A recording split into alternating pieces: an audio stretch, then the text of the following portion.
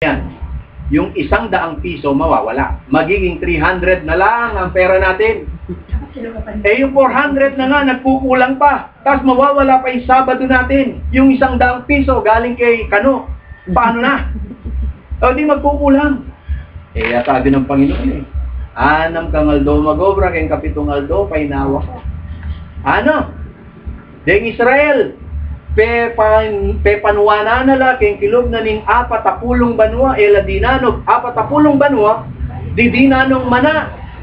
Kayong kapitong aldo, alang mananabong mana. Sinabi na ning Ginoo, kayong kana may aldo, biyernes, kumakong adwang basket. Muna sabihin, kota pa lang, tapat ka kayong Ginoo, pistamat ating bagay ay sakripisyo mo, alu pa na ning obra. King Ginoo ay nakapabore. Simupuwi kami kapatid.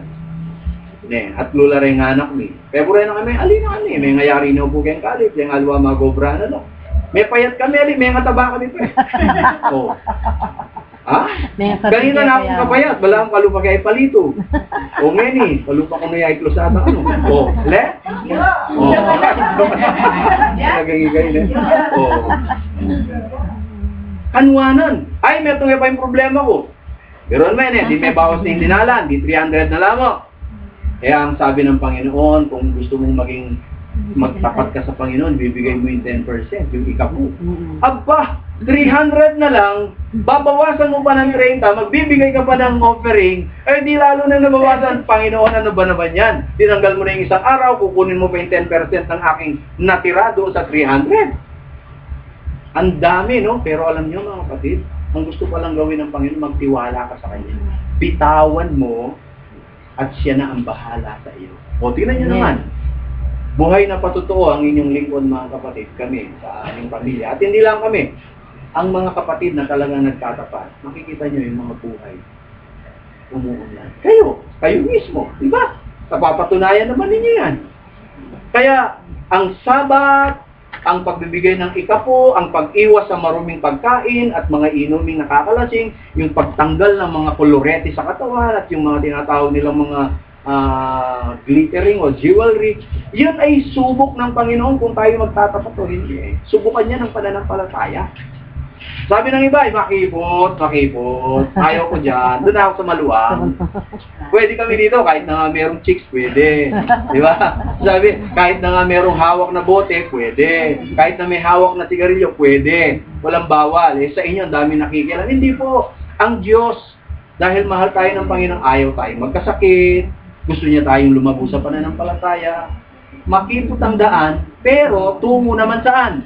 Buhay na walang hanggan. Doon na tayo sa maluwang, walang bawal, pero patungo naman sa hukay na siyang tinatawag nilang kapahamakan. Kaya nga sabi, sapagkat makipot ang pintuan at makitid ang daang patungo sa buhay at kakaunti ang nakakasumpong niyo. Salamat kayo, nasumpungan niyo.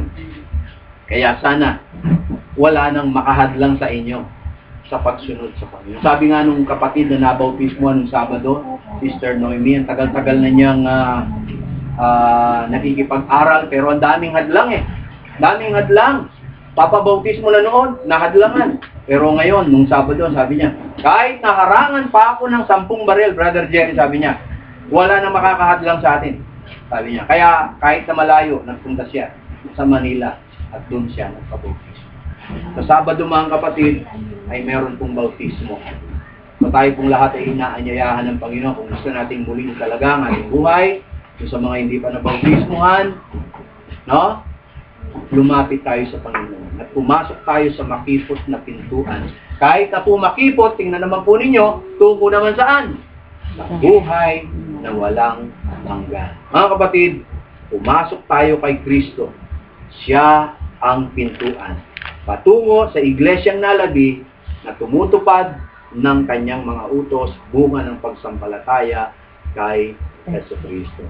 Mga kapatid, ang iyong pamilya, tunay na iglesia, ang Seventh-day Adventist Church. Kikita natin mga kapatid, ito po yung mga nababautismuhan.